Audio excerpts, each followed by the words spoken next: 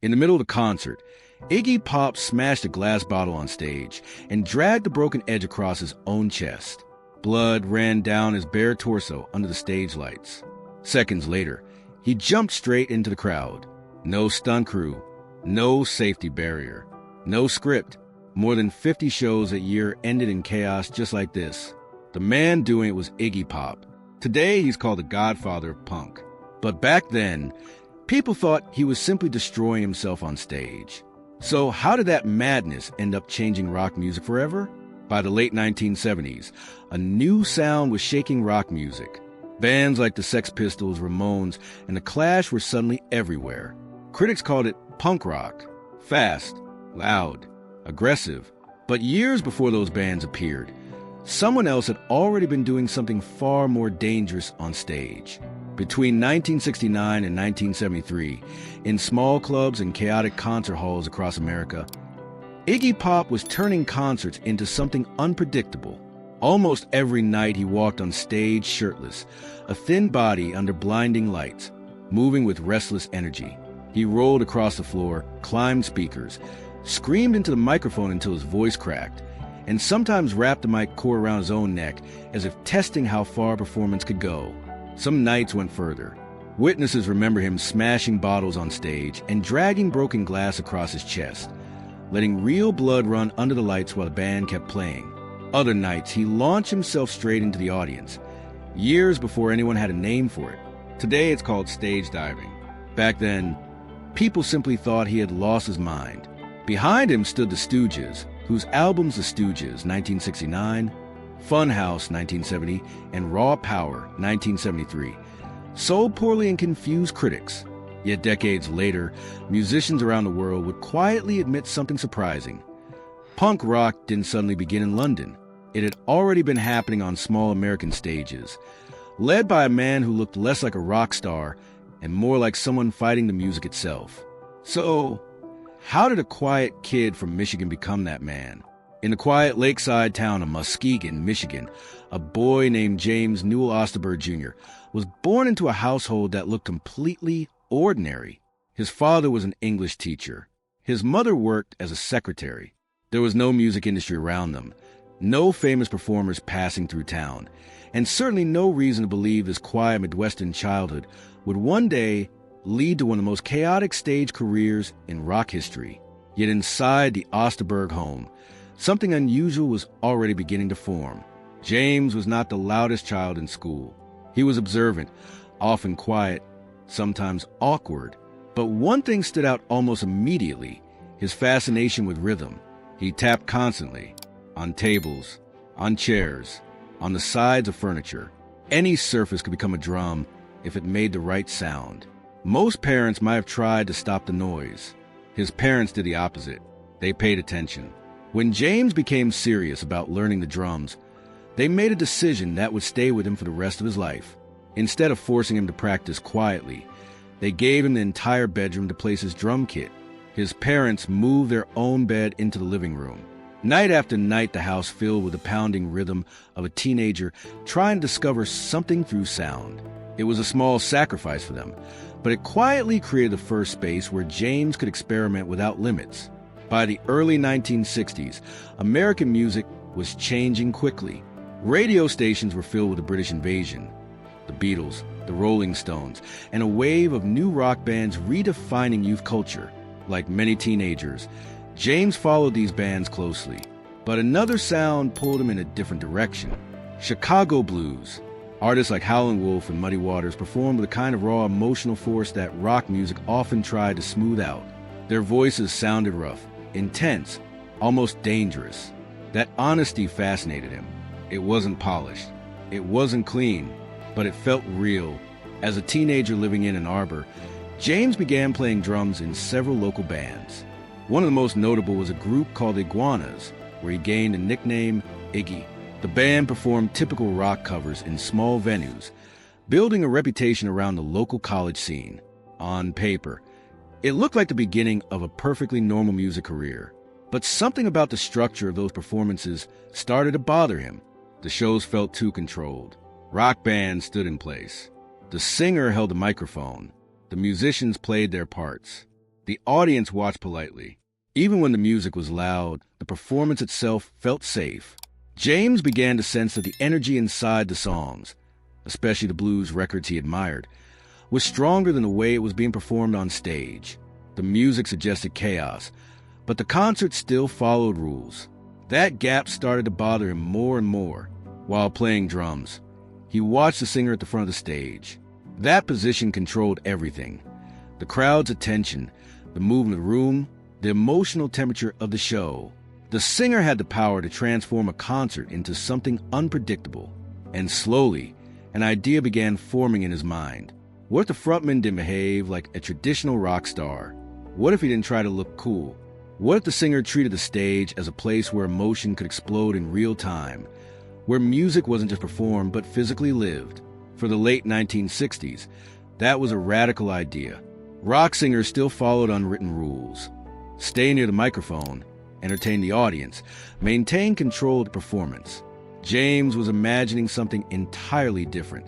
A performance where the singer might roll across the stage, scream until his voice cracked, move unpredictably, or even confront the audience directly. A performance that looked less like a concert and more like a collision between music and human instinct. By the mid-1960s, the role of drummer no longer felt enough. Drummers controlled rhythm, but they remained in the background. The person holding the microphone stood at the center of everything. If James wanted to test the limits of rock performance, he would have to step out from behind the drum kit and into that spotlight himself. It meant leaving behind the safe role he had already mastered. It meant risking embarrassment, rejection, and failure. But the idea of staying within the traditional structure of rock music felt even more limiting. So James Osterberg made a decision that would quietly reshape the direction of his life. He would stop being just a drummer. He would step forward, take the microphone, and become something entirely different. Once he adopted the name Iggy Pop and began forming the band that would become the Stooges, the experiment he'd been imagining since his teenage years was finally ready to begin. But his goal was to destroy the rules of rock performance. The next question was inevitable. What would happen when the world finally saw it? By 1967, the music scene in America was shifting rapidly. Psychedelic rock was rising. Bands experimented with long guitar solos, complex studio production, and colorful stage identities. The culture around rock was expanding into something theatrical and often dreamy. But the direction James Osterberg was about to take moved the opposite way. Instead of making rock music more elaborate, he wanted to strip it down until only its raw energy remained. Around this time, he adopted the name Iggy Pop. The nickname Iggy had followed him since his days playing with the Iguanas, but now it became something more than a nickname. It became a stage identity, short, strange, and memorable.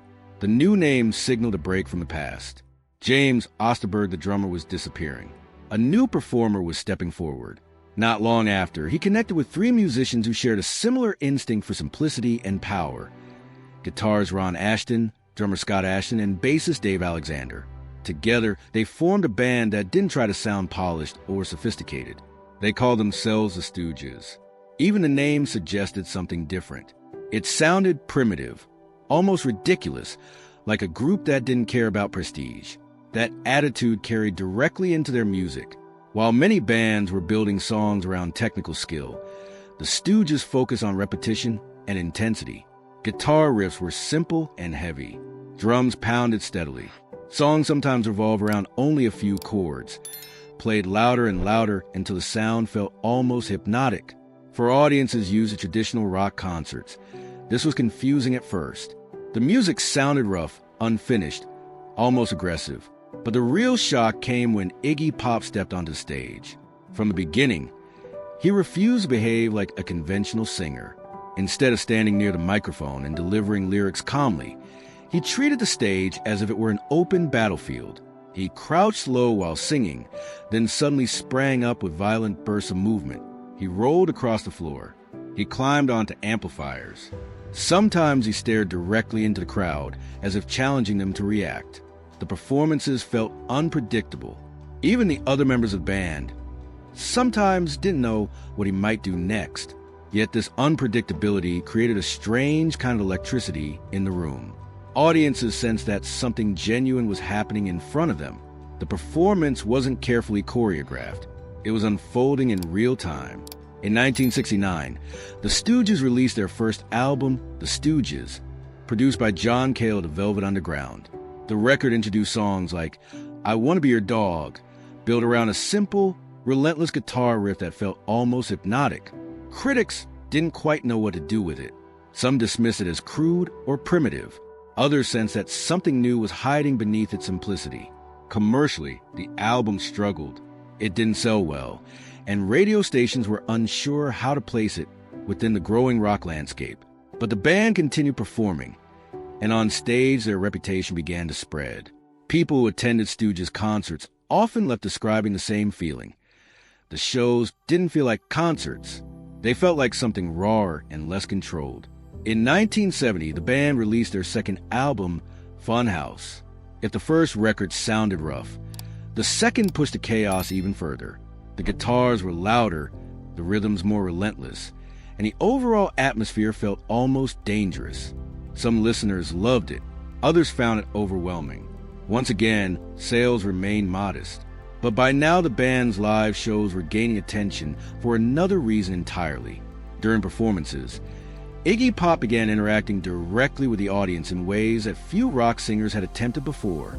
Instead of maintaining distance from the crowd, he moved toward them. He stepped to the edge of the stage.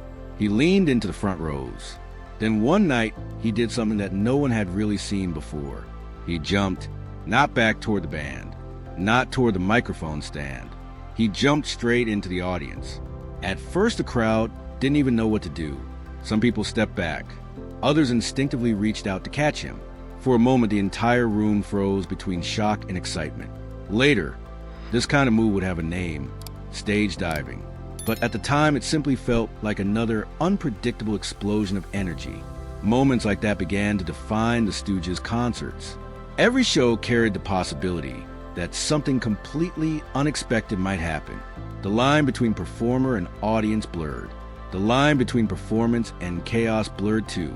Meanwhile, outside the stage lights, another force was slowly creeping into the band's world. The early 1970s rock scene was saturated with drugs, and the members of the Stooges were not immune. What started as experimentation gradually began to change the atmosphere around the band. At first, it seemed manageable, but the same intensity that made their concerts legendary was beginning to spill into their personal lives. And soon, that energy would push everything, the music, the band, and Iggy Pop himself, toward a breaking point. By 1972, the Stooges were already on the edge of disappearing. Their first two albums had confused critics and sold poorly, and many people in the music industry believed the band had reached its limit. They were known for chaotic concerts, but chaos alone did not guarantee survival in the record business. Most bands with that reputation eventually faded away. Then an unexpected ally appeared. David Bowie had been watching the band closely. Where record executives saw noise and disorder, Bowie saw something else, an honesty that rock music had begun to lose. Many performers were becoming more theatrical, more polished, more controlled. The Stooges were moving in the opposite direction. Their music was raw, repetitive, and confrontational. Bowie believed that energy mattered. With Bowie's support, the band was given another chance to record. The project became their third album, Raw Power, released in 1973. The title alone captured what the band had always been chasing. Nothing about the record sounded careful or restrained. The guitars felt sharp and aggressive. The rhythm section pounded relentlessly, and Iggy Pop's voice sounded as it were pushing against the limits of his body. Songs like Search and Destroy, Gimme Danger, and Raw Power carried a kind of tension that few rock records at the time dared to approach. The album did not suddenly make the Stooges famous. Sales remained modest, and many critics still struggled to understand the music. Yet, something important was happening beyond the record charts. Their concerts were becoming the real center of attention. On stage, Iggy Pop was turning performances into something far more physical than a typical rock show. He appeared almost every night without a shirt, his thin body under harsh lights, pacing and twisting as if the music were pushing through him rather than being performed. He rarely stayed near the microphone stand for long. One moment he crouched low while singing. The next he climbed onto amplifiers or rolled across the stage floor. The audience sensed immediately that these shows were different. Nothing about them looked rehearsed. Each movement seemed spontaneous, as if the performance could break apart at any second. Then the concerts began crossing a new line. During several shows in 1973, Iggy Pop smashed glass bottles on stage and dragged the broken edges across his own chest. Under the bright stage lights, the cuts sometimes opened and blood ran down his torso while the band continued playing behind him. People in the crowd were never sure whether to cheer or stare in shock. It looked dangerous, even reckless, but it also felt strangely authentic. Nothing about it resembled the controlled spectacle most rock concerts had become. At other shows, he launched himself on the stage directly into the audience. Fans instinctively reached out, catching him or lifting him above their heads before he climbed back onto the stage to continue the song. At the time, no one had a name for this act. Years later, it would be known everywhere as stage diving, a staple of punk concerts around the world. But in the early 1970s, it looked almost unbelievable. The Stooges had become a band whose concerts felt less like performances and more like events that might spiral out of control. Every show carried the possibility that something unpredictable would happen. Sometimes it did. Behind the scenes, however, another force was slowly growing stronger. Touring life was chaotic, money remained tight, and drugs had become part of the environment surrounding the band. Heroin, cocaine, and amphetamine circulated through the scene with alarming ease. At first, it seemed like another element of rock culture during that era. But for the Stooges, the balance between performance and self-destruction was becoming dangerously thin. Arguments between band members grew more frequent. Schedules fell apart. The intensity that made their concerts unforgettable also made discipline almost impossible. On stage, Iggy Pop still looked unstoppable, throwing himself into each performance with the same wild energy that had first shocked audiences years earlier. But offstage, the situation was changing quickly. The chaos that once fueled the music was beginning to consume the band itself. And soon that chaos would push everything, the group, the career, and Iggy Pop's own body, toward a collapse that no one around him was prepared to stop. By the time 1973 ended, the story of the Stooges was beginning to unravel. On stage, the band still looked unstoppable. The concerts were louder, wilder, and more unpredictable than almost anything happening in rock music at the time. Audiences walked into their shows expecting chaos, and Iggy Pop rarely disappointed them. Each performance felt like a test of physical limits, as if he were determined to prove that music could be pushed further than anyone believed possible. But away from the stage lights, the situation was becoming increasingly fragile. The early 1970s rock scene was saturated with drugs. For many bands, substances were simply part of the touring culture. Long drive between cities, exhausting schedules, and constant pressure often pushed musicians toward anything that could dull the stress. For the Stooges, however, experimentation quickly turned into dependency. Heroin began appearing regularly around the band. Cocaine followed. Amphetamine circulated through rehearsal rooms, backstage areas, and hotel corridors. At first, it seemed like something that could be controlled. Many musicians believed they could handle it, but the intensity that defined the band's music also made self-control difficult. The atmosphere around the group slowly changed. Arguments between members became more frequent. Rehearsals became unpredictable. Financial problems were constant, because album sales still failed to match the growing legend of their live shows. Even after the release of Raw Power, the band remained far from mainstream success. Record labels expected profit. The Stooges delivered noise, chaos, and controversy. In that environment, pressure built quickly among all the members. The person most affected was Iggy Pop himself. The same restless energy that fueled his stage performances now pushed him toward heavier drug use. Heroin began to dominate his routine. Friends later described long periods where he seemed detached from everything around him, drifting between bursts of manic activity and deep exhaustion. His body began to change. He grew thinner. Sleep became irregular. Conversations often drifted into confusion. Yet when the band stepped on stage, something strange happened. The chaotic performer returned instantly. The moment the music started, Iggy Pop still moved with the same wild energy that had shocked audiences for years. From the crowd perspective, nothing had changed, but the gap between stage life and real life was widening dangerously. Touring schedules collapsed more often. Promoters struggled to keep concerts organized. Some performances ended abruptly because of technical problems or internal conflicts within the band. The sense of instability that once made their shows exciting was now threatening the entire group. Meanwhile, the music industry was growing impatient. Record companies rarely tolerate unpredictability for long, especially when profits remain small. Despite their growing underground reputation, the Stooges were still not producing major commercial results. Executives began questioning whether continuing to support the band made any financial sense. Inside the band, relationships were breaking down as well. Frustration mixed with exhaustion. Some members blamed the chaos of touring. Others blamed drugs. In truth, the entire environment had become volatile. The performances that once looked like fearless expressions of freedom were now beginning to resemble something else: self-destruction. And by 1974, that tension would reach its breaking point. The Stooges would collapse completely, and the man who had turned stage chaos into legend would find himself facing reality far darker than any concert. But when the band finally fell apart, the most dangerous battle would no longer be happening on stage. It would be happening inside Iggy Pop himself.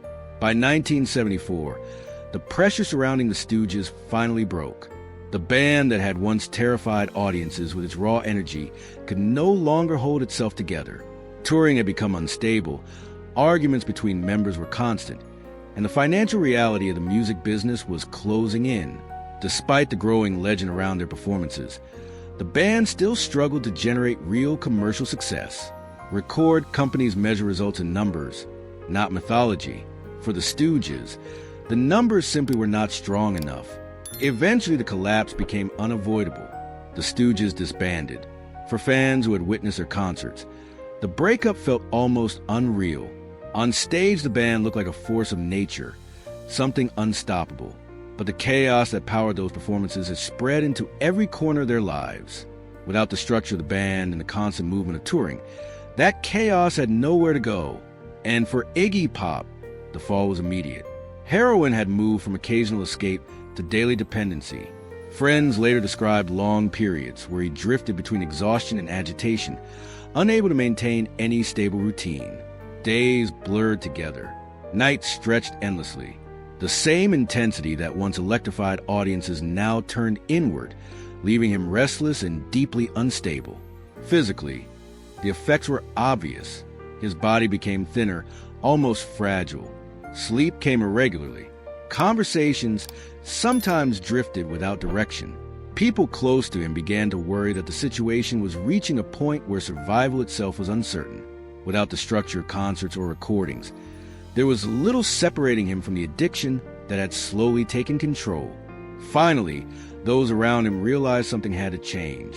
In 1974, Iggy Pop was admitted to a psychiatric hospital in an attempt to confront both his addiction and the psychological exhaustion that had built up during years of chaos.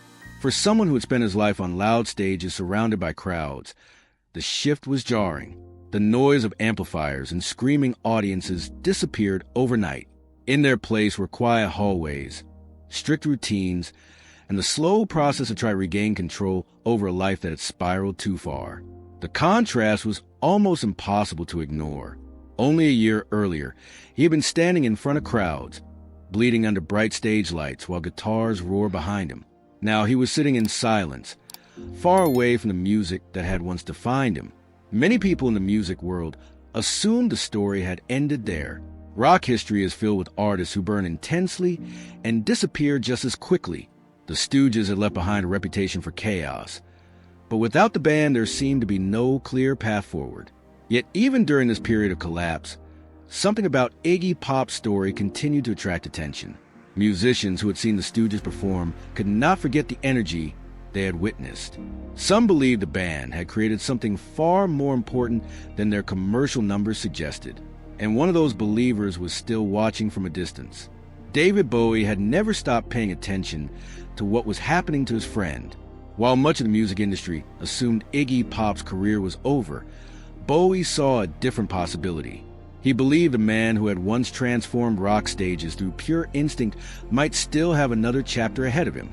What Iggy Pop did not yet realize was that the next phase of his life would begin far away from the chaotic American clubs where his legend had started. It would begin in a divided European city, a place where two musicians would attempt something completely different, and where the man once known for bleeding on stage would attempt the most difficult performance of his life, learning how to survive. When Iggy Pop left the psychiatric hospital in the mid-1970s, the world he returned to look very different from the one he had known a few years earlier. The Stooges were gone. The tours had stopped. The chaotic momentum that once pushed him from city to city had vanished. For the first time in years, there was silence around him. Many artists never recover from that moment. Some fade quietly into obscurity. Others remain trapped in the habits that destroyed their earlier careers. For a while, it looked as if Iggy Pop might follow the same path. His reputation in the music industry had become complicated. He was known as a brilliant performer, but also as someone dangerously unstable. Record labels hesitated. Promoters were cautious. Few people were willing to invest in someone whose life had recently collapsed so publicly. But one person still believed something important remained: David Bowie. Bowie had followed Iggy Pop's work since the early days of the Stooges, and he never saw the chaos as a sign of failure. To him, Iggy represented a kind of honesty that rock music rarely allowed anymore. Bowie believed that if the destructive environment surrounding him could be removed, the creative force behind those performances might reappear in a different form. In 1976, Bowie made a decision that would quietly change everything.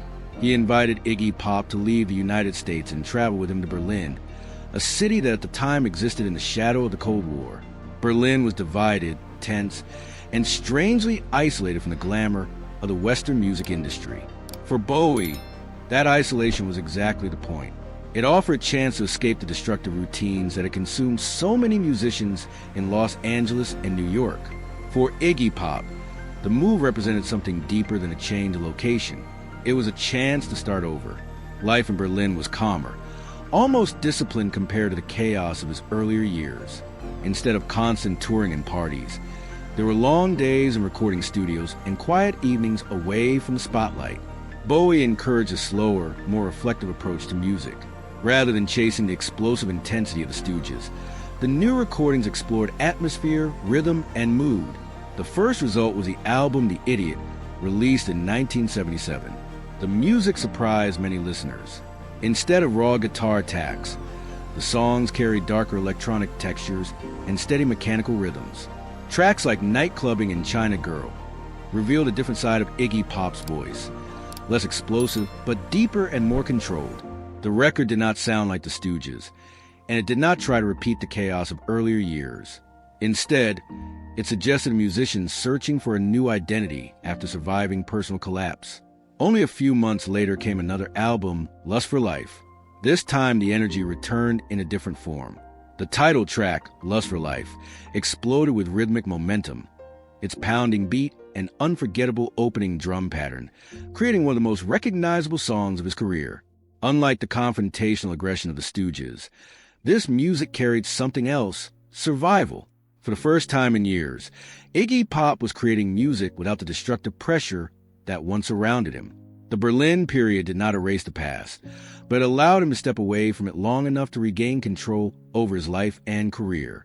Meanwhile, something interesting was happening elsewhere in the music world. Young musicians in London and New York were forming bands inspired by raw energy and rebellion. They called their movement punk rock. And when journalists began tracing the origins of that sound, they repeatedly discovered the same influence. The Stooges, the band that once struggled to sell records, was now being recognized as a blueprint for an entire generation of musicians. Songs that had confused critics only a few years earlier subtly sounded revolutionary. For Iggy Pop, the realization was strange. The chaotic years that nearly destroyed him were now being reinterpreted as history. But if his past had unknowingly helped create a new movement in rock music, the question remained: what kind of legacy would the man behind that chaos ultimately leave behind? By the late 1970s and early 1980s, something unusual began to happen in rock music. A new generation of bands was emerging across the United States and the United Kingdom, and many of them were building their sound around a simple idea: strip rock down to its rawest form. Loud guitars, direct lyrics, aggressive stage energy. Journalists began describing this movement with a word that quickly spread through music magazines and underground clubs: punk. As the scene grew, musicians started discussing their influences. Surprisingly, the same name kept appearing in those conversations: Iggy Pop. Bands like the Sex Pistols and the Ramones spoke openly about the impact of the Stooges. They admired the simplicity of the songs, the confrontational energy of performances, and a complete disregard for rock traditions. What had once seemed chaotic now looked visionary. The same concerts that critics once dismissed as reckless were suddenly being described as the beginning of something entirely new. The music industry slowly began to reevaluate the band's earlier recordings. Albums like Funhouse and Raw Power, which had once struggled commercially, started gaining recognition as foundational works of punk and alternative rock. Young musicians studied them closely. They heard in those recordings a directness that many polished rock productions had lost. Meanwhile, Iggy Pop himself continued performing and recording to the following decades. His career never followed a predictable path. Some albums received wide attention, while others remained more experimental. But one thing remained consistent: the physical intensity of his stage presence. Even as the years passed, he rarely abandoned the raw performance style that had first shocked audiences in the early 1970s. The shirtless performances continued. The restless movement across the stage remained. There was still a sense that each show carried an element of unpredictability. Yet time had also changed the way audiences viewed him. What once looked like chaos now looked like influence. Younger performers saw him not as a reckless figure, but as a pioneer who had pushed rock performance into a new dimension. Many frontmen in alternative and punk bands adopted elements of his approach: direct interaction with the crowd, physical stage movement, and a willingness to break traditional rules of performance. Gradually, the label Godfather of Punk became widely associated with his name. It was an ironic title in many ways. During the years when he and the Stooges first created that sound, the world barely noticed. Only later, after the movement had exploded internationally, did people realize where much of its spirit had come from. For Iggy Pop, the legacy carried a strange mixture of pride and distance. The wild experiments of his early career had nearly destroyed him, yet they had also helped redefine what rock music could be. The performances that once looked like uncontrolled self-destruction were now viewed as moments of fearless artistic expression. But the real question remained deeper than influence or titles. If a man had to nearly destroy himself in order to push music into new territory, what does that say about the price of artistic honesty? Looking back now, the story of Iggy Pop does not follow the usual arc of a rock legend. He did not rise quickly through record sales. He did not dominate the charts during his early years. And when the most extreme moments of his career were happening, those nights when he rolled across the stage, smashed glass, or hurled himself into the audience, very few people believed they were witnessing the birth of a musical movement. At the time, it simply looked like chaos. But history has a strange way of revealing meaning long after the moment has passed.